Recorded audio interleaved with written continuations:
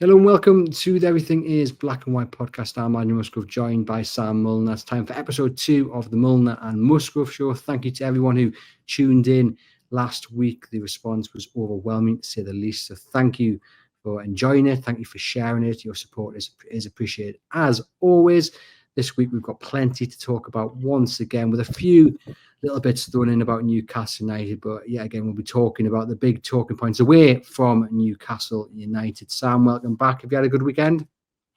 We won, so yes, of course. It's always a good weekend when Newcastle don't spoil it, but which they haven't done very often of late, of course. But yeah, good to get back on the winning track, and it had to be the case, really, didn't it?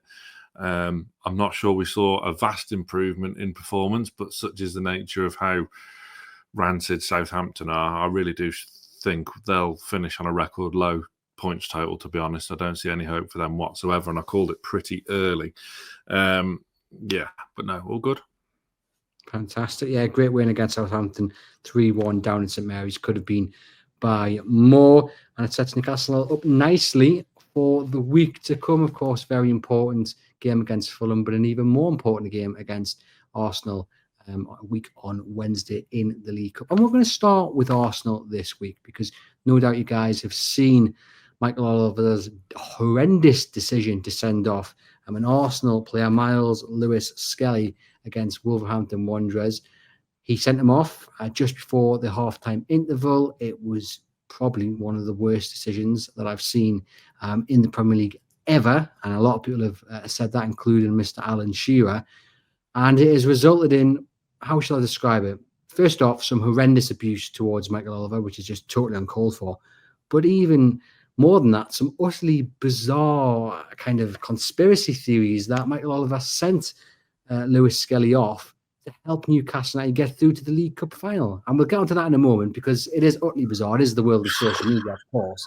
But first off, let's start with the decision, because you and I, we've spoken quite a lot in previous series that we've done about VAR, and it's really let Michael Oliver down this time around. But first off, in that moment, I mean, it's never a red card, no matter which way you look at it, right? What was Michael Oliver thinking?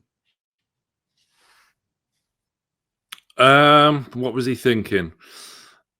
Maybe that the contact had come a bit higher up than what it was. But if that was the case, then that's where your VAR officials really do have to help him out and send him over to the monitor, even if he sticks with his original decision. That happens, but it's very, very rare. I don't know. Who was on VAR that day, incidentally? That's a good point. I should have researched that. I did see it yesterday, but I don't mean to put you on the spot. No, I'm not entirely sure off the top of my head, but continue with the point that you were making. Yeah, I just think this whole my stance has never changed on the issue of VAR. I like the technology. I like VAR. I just don't. It's the meat and bones behind it, isn't it? It's the human being and this whole interpretation and application of it that just seems to be failing somewhat. I think there's a tremendous arrogance from the PGMOL regarding the standard of their refereeing, and I don't know. The whole reaction to it, though, has been over the top, ridiculously so. And, you know, PGMOL put a very strongly worded statement out in support of Michael Oliver yesterday, I believe, or Sunday.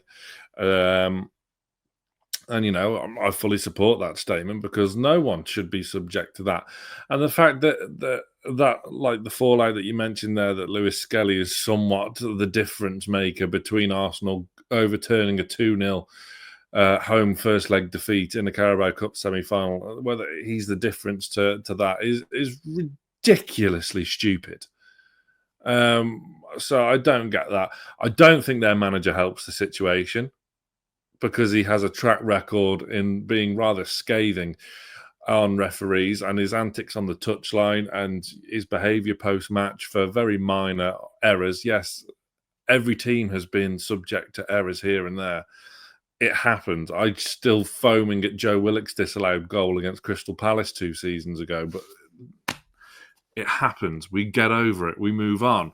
But yeah, I don't think Arteta has helped the situation.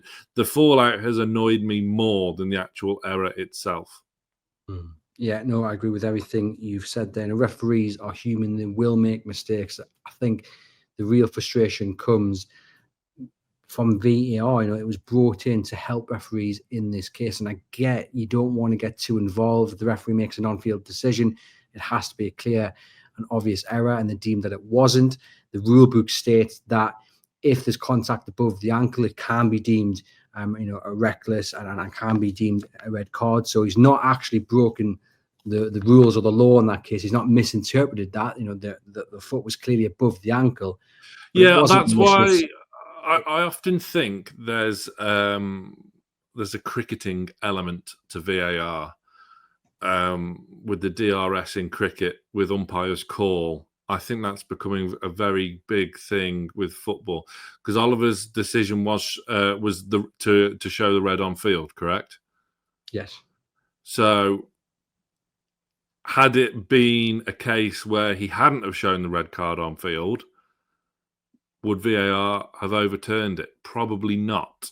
I think there's a grey area that's getting ever bigger with VAR where this umpire's call, referee's call, on-field decision is not overturned, and we just stick with a grey area, which is kind of fine in some instances. I don't think that this particular incident fell into that, but I think it's happening more and more, which probably just needs a little kind of tweak in attitude, really, because you'll get officials and VAR officials even hiding behind this kind of umpire's call nonsense. Well, that's the tweak that really I think needs to be made, is that there seems to be a real emphasis on not getting too involved. But in this case, they needed to get involved. It was Darren England who was on VAR duty, and he needed to get in the ear of Michael Oliver and say, I think you've made a mistake there. I think I'm all for leaving the referees to referee the game, but there has to be a line. And I think VAR, those down at Stockley Park, are sticking too close to that kind of agenda where they are letting the referee kind of just referee the game. And when there are mistakes like this, because that's what it is a mistake, they need to get involved and really save the referee from the reaction that has come. It hasn't been fair reaction. It's been over the top. You can be frustrated, but then you don't need to be, abusing the referee, sending messages and whatever. That's not on. Be frustrated, but channel it in the right way. But I do think the decision has just re-emphasised that there needs to be change when it comes to how VAR is worked. And looking at some of the control, it disappears from the referee on the pitch, but they're getting the decisions right. I think in time, there might be an initial kind of outcry, but I think in time, if the decisions are being made right because of VAR getting involved and overruling the referee, then people will be all for that, because that's what we want to see. We want to see the right decisions being made, and this should not have been a red card. It was the yellow card at worst, badly timed, a little bit high, just above the ankle, wasn't malicious. It's a very, very bad decision. And you know what? It just gives Arsenal fans that kind of ammunition as well to claim the world is against us. If they miss out on the title this season, which they're going to because Liverpool are brilliant, or they don't go through to the cup final having overturned Newcastle's lead, it won't be because they were second best or because they were average, because they were rubbish. They already have a list, as long as your arm, of claims where VAR and referees have let them down, and this just pours fuel onto that fire. And it's just rather annoying and rather silly. I mean, the claim, Sam, that Michael Oliver, who is a Newcastle United fan, he's open about that. I saw him at Wembley. I see him at games quite often. Yeah.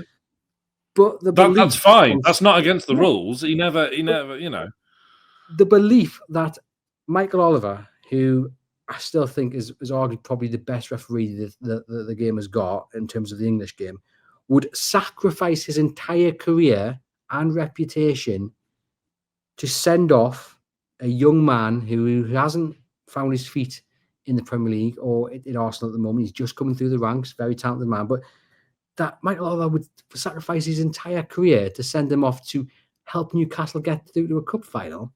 Goodness me, have a day off. What a ridiculous claim from Arsenal fans on social media. Not every Arsenal fan, obviously, but quite a few of them have made this claim and sent around the picture of Michael Oliver in a pub wearing a black and white shirt. I mean, come on. It's a mistake. It's a bad mistake. And yes, he's done it before with Trossard against City, which actually I think he was maybe on point with that one. But as a whole, it's just a ridiculous thing to be saying. Isn't it? It's a very strange direction.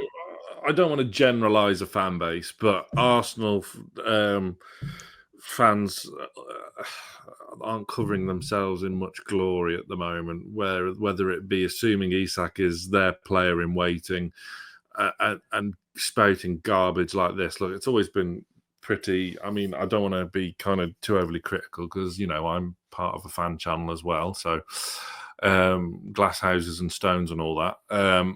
But we don't spout the kind of trivial garbage that some do on their side of things. There's just no excuse for sending death threats to a referee. I'm sorry, it's just so pathetic. And how sad must your life be if you're resorting to that? How lonely must you be if you're a grown-ass adult sending death threats to referees just because a player got sent off? They won the game, right? They did. So it's not cost them the game. They're missing a kid for 2 games. And they might appeal it. They might appeal it. They probably, if all right, they appeal it, they win the appeal. Great, he's available for the Carabao Cup. So there's a lot of pressure on him now to make sure that Arsenal now go through to the final because it's all on him. Arsenal fans have done that.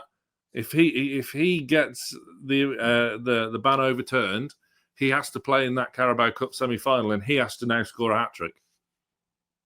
It's stupid. It's absolutely brain dead. I mean, the people that are doing this, their parents, they're in their mid-30s. Their parents want them out of the spare room. Their dad wants to build an office. They're still in their Transformers pajamas writing emails to referees because they made a mistake. Get a grip. I couldn't have said it better myself. Utterly ridiculous. And like I said, I think it just dilutes your point that was valid. Like if you're a fan and you go from being frustrated and airing your concerns about referees, like their performance on the pitch. I mean, against Bournemouth, forgive me, I can't remember who the referee was, but that was Stuart Atwell, and he wasn't that bad either. But I thought it was arguably the worst referee performance I've seen this season at St James's Park. I thought he was particularly not bad. Even close. Not even didn't close. Go into Anthony Taylor was way worse. Well, but okay, whatever. Craig Pawson, but it doesn't matter. We move on. Exactly. You can pinpoint several performances by referees which you think your club's been hard done by, and you can voice your concerns and voice your anger and your frustration. But there's a line, and the line is drawn when you start, making threats and starting to personally abuse them and saying things about their family. That's where the line is drawn, and hopefully, the majority of Arsenal fans can see where the minority have gone wrong, and they can support any action that the relevant authorities take in tracking down these idiots who've gone far too far. At the end of the day, it's just a game of football, and people make mistakes. And one man who has made a mistake, another referee. I mean, we see all this, and we're starting the first. But just to make the point, Stuart Atwell's performance in the Newcastle Bournemouth game in no way contributed to any part of the result whatsoever. Oh, not at all. I'm not saying that any referee. You could have refereed that match, and Bournemouth still would have won after giving Newcastle 3 penalties. Yeah, don't get me wrong. I wasn't at all saying that it affected the game in that way. Bournemouth deserved to win. Newcastle were awful. And actually, I thought the biggest mistake he made on the day was the first time he pulled up Tyler Adams. It was a superb challenge on Bruno, and he gave a free kick. And I was like, that's exactly what we want football to be. It's that winning the ball, and it's a hard challenge. And he booked it, and then he ended up booking him a few decisions later. But anyway, yeah, you're totally right on that. But the second thing we're going to talk about on today's episode is something that just cracks me up. I actually thought it was like a joke. I genuinely thought someone had just made this up, and loads of people had been kind of sucked into it. And it was Ndiaye for Everton scoring the penalty against Brighton, 1-0 win for David Moyes' men. And he celebrated by flapping his arms like a gull in front of the home fans, who, of course, are nicknamed the Seagulls. And he was booked for excessive celebrating. And I actually think the game is gone. I genuinely think the game is gone. He was booked for flapping his arms Yeah. into fans. Can you see Yeah. any logic behind that? No. It wasn't kind of unsafe. And what I mean by that is he didn't jump it across the barrier to do it. Jamie Vardy did it against Palace a couple of seasons ago as well, because Palace, the Eagles and whatnot. I don't recall him getting booked. I mean, I could be wrong. I haven't gone back. I haven't trawled the archives because I don't have access to any sort of archives other than Google. That he got booked for, and we know what a wind-up merchant Jamie Vardy is. I mean, it happens kind of fewer between drinks these days because obviously he's cracking on, and Leicester are a very poor team despite their win over Spurs. So I'm surprised Ange hasn't been sacked yet. He might well have been after this when this comes out, but yeah, I think that was a bit jobs worth from the official there to book that. I think this over excessive celebrating thing has come from the NFL, hasn't it? Where I think they can get either points deducted or sort of a fine or a ban or whatever for over celebrating a touchdown. I'm not an NFL fan, hence the awful use of terminology there, but I don't have the time to stay up till 4 a.m. Watching American football, and nor would I if I had the choice. But I thought it was a bit unnecessary to book him there. Big win for Everton as well. Huge. Yeah, Morris has done a good job since he's gone in. But I just look at that and it's like, I'm surprised in that instance that Anthony Gordon didn't get booked against Arsenal for his celebration then. Because is it really that different? You know, that's winding up the Arsenal fans, isn't it? But mimicking Thierry Henry at the corner flag. It's just how stupid it was. That was I see, I was obviously there that night. When he did that, I never once thought Henry.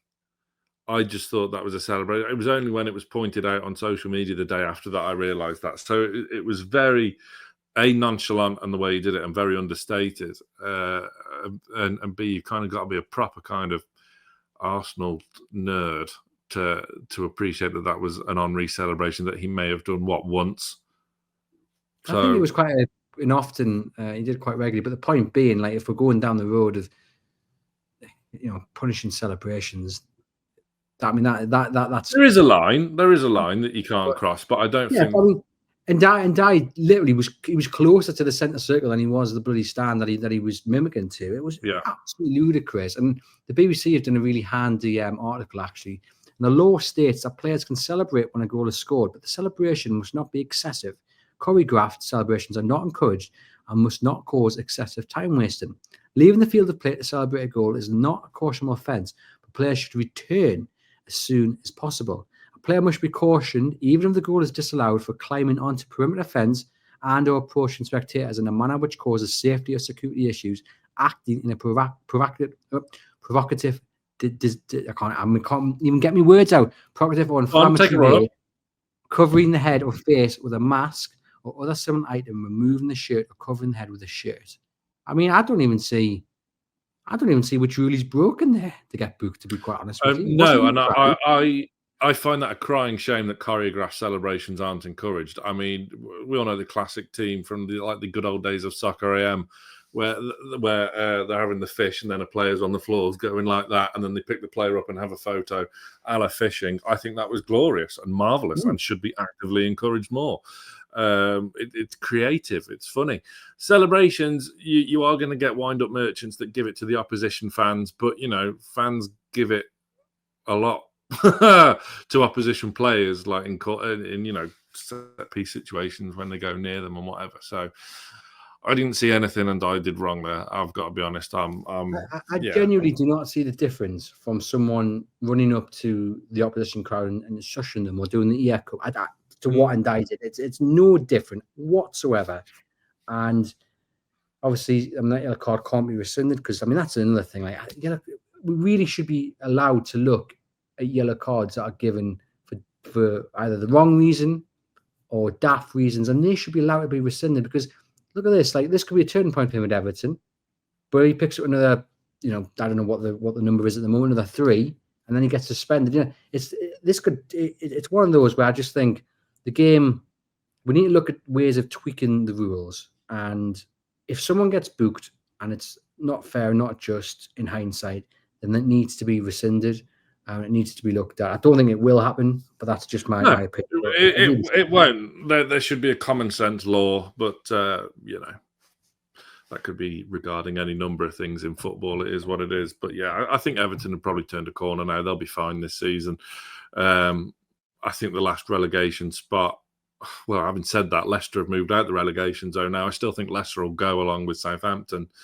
And it's probably between Ipswich, Wolves and Tottenham who go down. No one is good enough. No one is too good to get relegated, as we well know.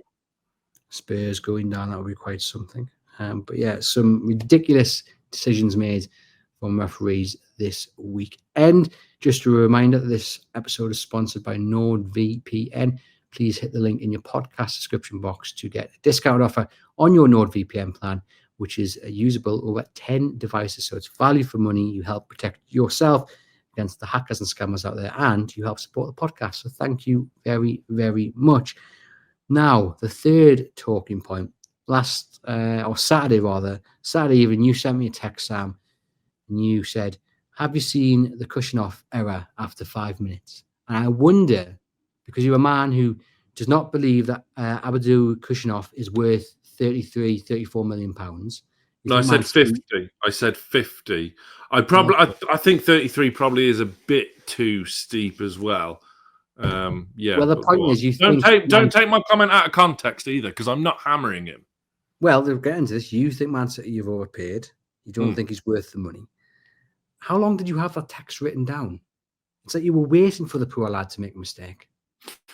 No, I didn't. I wasn't watching that game. I just finished doing the post-match video for NFTV, and then getting that out, and then it had already happened. So I saw it online when I was sharing our content. So I didn't have it ready. I was shocked he started first and foremost. You could understand why Marmoush was put straight into the starting 11. I think that's a cracking deal, by the way. So it's probably cancelled each other, right, in a sense. But I was gobsmacked. Kolasinac started. I wouldn't have been playing. I mean, he's barely been in the country a week. He's a young kid, and it's an interesting approach, actually, and we see differing kind of approaches from different managers, coaches and whatnot, because Eddie Howe wouldn't have started him. But who are we to argue against Pep Guardiola? Yes, there's probably a bit of desperation from Pep this season, given the way things are panning out for them. They're by no means guaranteed top four football, a top four finish this season, but they probably will.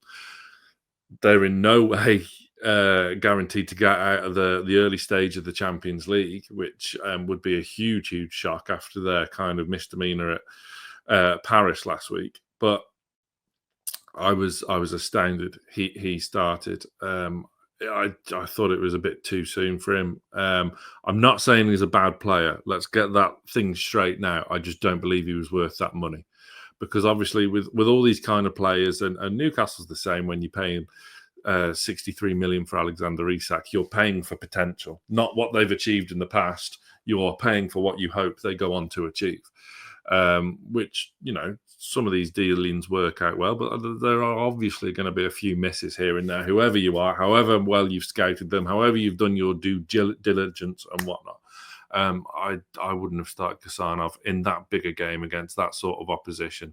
It obviously worked out well. Okay, he had a reasonably decent game after that early mistake, but obviously he's in the best place to kind of learn, and you know, he's got some fantastic players around him to help him out and pull him out of the fire when mistakes do happen. But the error didn't surprise me. Him starting did. That surprised me more. He'll bounce back, but I don't think he's like the next Vincent Kompany by any stretch of the imagination. Well, Guardiola, of course, was asked about why he decided to start him, and he said he should not have played, but they didn't want to risk bringing John Stones back too early. And obviously, they were also missing Nathan Ake and Ruben Diaz. I asked my Man City supporting friend to send me a summary of his thoughts on Kolasinac, and he said he's very young and he's been playing in AC Fromage Frères until now. It was very harsh just throwing him in like that. He can't even speak a word of English. Give him a year, and then we can make a proper judgment, as is the case with all Pep defenders. And the point being, he's had one training session, I think, and he can't speak a word of English. So it was a very strange situation to throw him into. But as you said, probably shows you the desperation that Pep's under. To get a performance, to get some victories, and he's doing it without some really key players, especially at the back. Do you think Newcastle United have dodged a bullet with this one?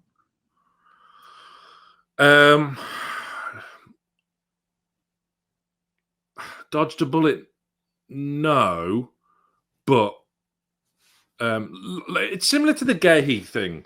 Yes, he would have been a good signing, but not for that much money that obviously Palace wanted. That would annoy you somewhat. I think it's a similar scenario with Kolasinac, that he may well turn out to be very good, but I wasn't completely sold. So I think 33 with add-ons up to 50 million, I think, is a lot. And, your friend there with his Pep defender comment, the other defenders he's bought in, like Akanji and Diaz and whatnot, they were pretty proven at a decent enough level. Yeah, but I think Akanji took a little while. Nathan Ake hasn't universally been loved until the last couple of seasons either. But what do you make of the fact that? Well, and Ruben Diaz is one of the best centre halves in Europe, and Akanji was playing for Dortmund, for crying out loud. He was playing at a very good level with some very good players. So Akanji, you could see his quality. Yes, like we were talking about Vidic and Evra last week, that's the difference, that they are good players that just need a bit of time. Yes, Kolasinac is going to need time. Of course he is. He's 20 years old, doesn't speak a word of English. But there are more question marks over his potential than there would have been in Akanji, Diaz, Ake, and so on. But look, he could, I'm not writing him off whatsoever. I just think they overpaid. What do you make of the fact that Newcastle United, they thought they had this one done and dusted? They'd met the release clause, but then City came in and obviously paid well above what the original asking price was. They'd done all the preparation. They were confident that he was going to become a Newcastle United player, but it's just, I guess, another sign of how PSR is just strangling the element of competition in the Premier League. Well, that's one way of looking at it. The other way of looking at it is that Newcastle won't be held to rights with ridiculous fees. We're not going to be taken advantage of. So there was a premium we would have paid for him, which I would have been on board with. But if Man City want to kind of nearly double that and throw money away at someone with potential but not, obviously is not guaranteed, then fine, we move on. There's plenty others out there. That he's not the be-all and end-all. There are so many decent young centre-halves out there with tremendous potential, a lot more than there would be kind of strikers to replace Aleksandar Kolasinac, for example, who was one that Eddie Howe had to force in a similar scenario, wasn't he, with the injury to Wilson and whatnot. He had to start straight away at Anfield. But yeah, no, I think it's Newcastle boxing clever still. We all know the need is there for a centre-half. Can it wait till the summer? Probably. But, we've probably got a more pressing matter with the imminent departure of Miguel Almiron of, will we get a replacement in for him? Are we going to see Sanusi being involved a little bit more? But obviously he plays off to the left. Are we going to try and adapt him to the right and be malleable? See Joe Linton over there a bit more, Willock perhaps, even Asula. I don't know. Who knows? For me, we still need a direct replacement. But that's more of a pressing concern than another centre-half, which is obviously a concern, but can wait another 6 months. Yeah, we'll wait and see what happens there. And just the final point of today's episode, we're going to talk about a former Sunderland manager, which might not go down well with everybody, but I'm sure the sentiment that we are going to pay will be welcomed by everyone who's tuned into this. And it is fantastic to see Tony Mowbray back in football, back in the dugout. He's back at West Brom, and in his first game back at the Hawthorns, they beat Portsmouth 5-1. He's obviously resigned from Birmingham, suffering cancer, and he's come through. I think he's got the all clear now, which is absolutely brilliant. And it's just great to see him back in the game. Anyone that has covered North East football down the years will tell you what a lovely bloke he is, first and foremost. But anything else, he's just one of football's really nice guys.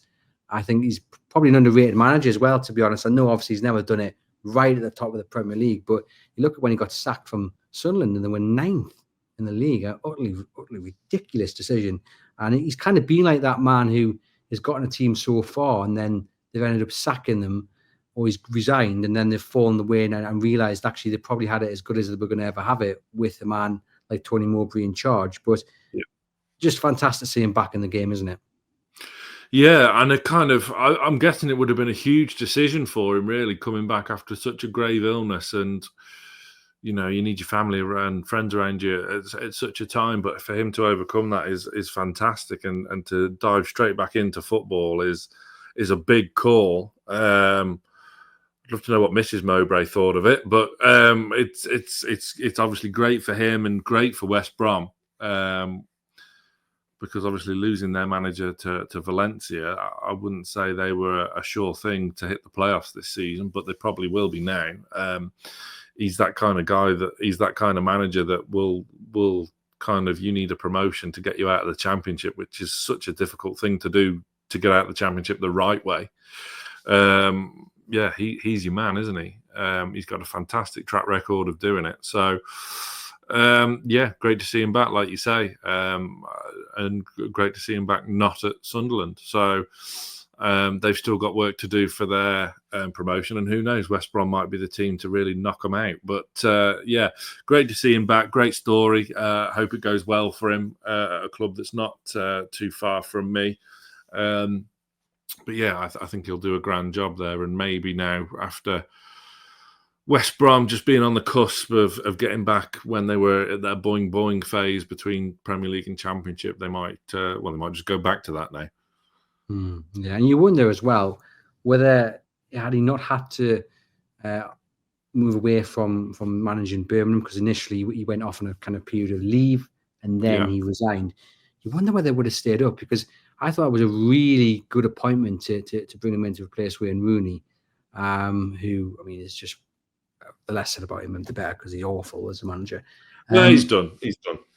He'll be. I thought that about Frank Lampard, and Lampard keeps getting jobs, but Lampard was never a real regular on the pundit sofa, which I think you will see more from Rooney now. And Lampard, I think, had that burning desire to really get back into management and prove a few people wrong, and he is doing quite well at Coventry now after a slow start. But obviously, just up the road at Birmingham, Mowbray may well have kept him up, and it's kind of an exciting time there. We go there, don't we, in the FA Cup, in proper Peaky Blinder country. I've already been there this season once for the women's. Newcastle women won there against Birmingham women, who were top of the table at that point, and Newcastle went there and won 2-0. So,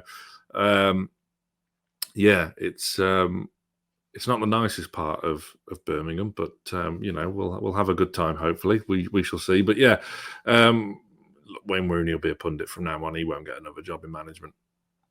There we go. But great to see Mowbray back in football, and hopefully that is his battle with cancer done and dusted, and he has no more issues.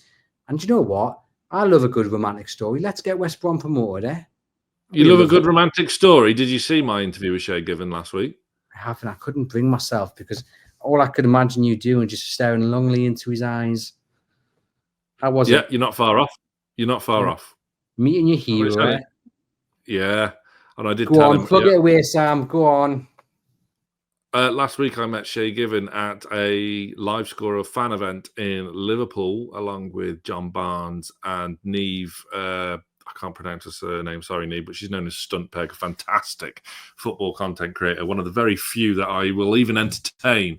Me and Lee from NFTV were speaking to her for a long time, mainly about right wingers. Kubo, Akalush, Bakayoko, they all got mentions. Hopefully one of them can be brought into Newcastle at some point. Akalush, by the way, did you see Akalush against Aston Villa? No. Should have done. Played very well.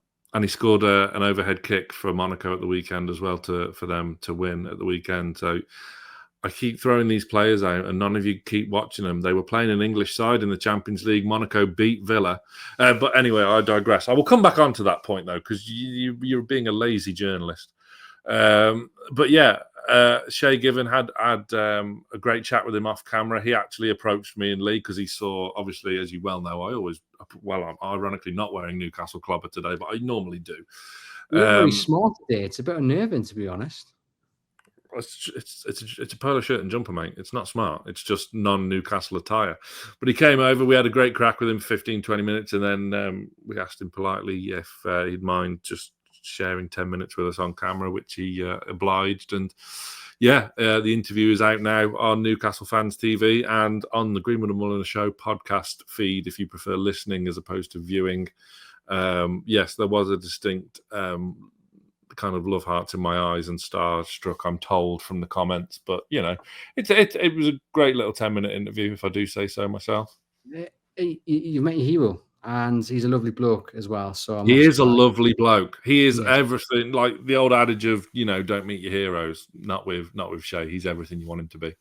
Yeah, fantastic. Well, go and have a watch of that, ladies and gents. It is well worth your time. I'm going to pop the kettle on myself and have a watch as well, just to see your expression as you're talking to. But this has been the second episode of the Mulliner and Musgrove Show. Thank you very much. Hang on. Here we go. What now? Why didn't you? I'm pretty sure I mentioned Akalouche last week on the show as well. Why didn't you watch him when he played in midweek in the Champions League against an English side? Because I don't have TNT Sports, because I refuse to confirm the subscription. And yeah, I mean, I'll ask my father-in-law whether he was impressed, because he's a Villa fan and he would have been watching it. I'll come back with a scout report next week. Good. Please do. I mean, yeah, he scored a tremendous overhead kick in a 3-2 win on Saturday as well. He should have scored. He could have had 2 against Villa, to be fair. He should have scored one of them probably, but he's still young, plying his trade in Liga, and I think he really is one to watch. Well, I'm going to make a wild... I'm going to throw a name out there. I'm interested to get your thoughts just before we signed off then, because obviously we know Newcastle need a right winger, but times are tight and the purse isn't exactly bulging with money. I still don't think they'll bring anyone in, even with Miguel Muron going. But I can't help but look down the road at Middlesbrough and them closing on a deal for Morgan Whittaker for the best part of 10 million. I just think Newcastle can afford that. Newcastle have got that money there. Even if he fails, you could probably sell him for 15, 20 million and make a profit on him. This time last year in the summer, he was being linked to £25 million moves to Aston Villa and another team because they had a storming championship season. For me, get him in, because it's, at the very least, it's a fresh face with a man who's got a little bit of ability. It will just boost the squad because it's a new signing. But also, I think he'll have a storming time, whether it be at Burnley.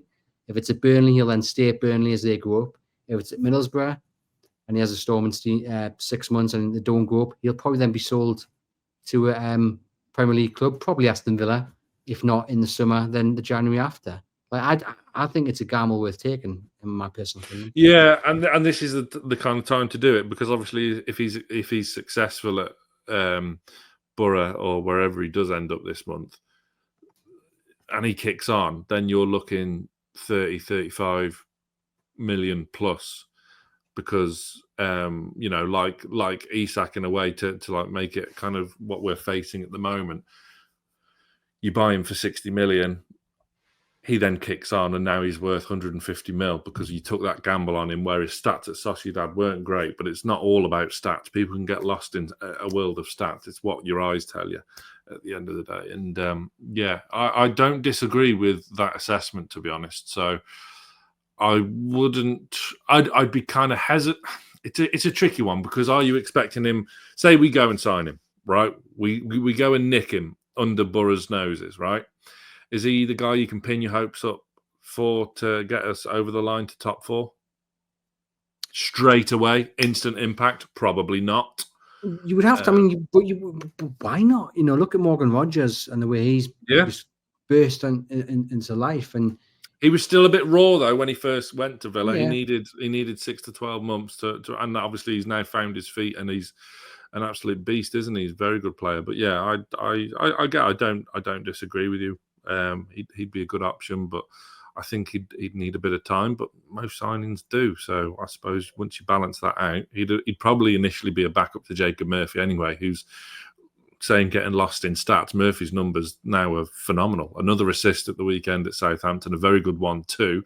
And then you need obviously someone up top that has that touch, has that finish, and has that quality, which Aleksandar Isak obviously does, because him and Tonali in particular are just head and shoulders above everyone else this season at Newcastle.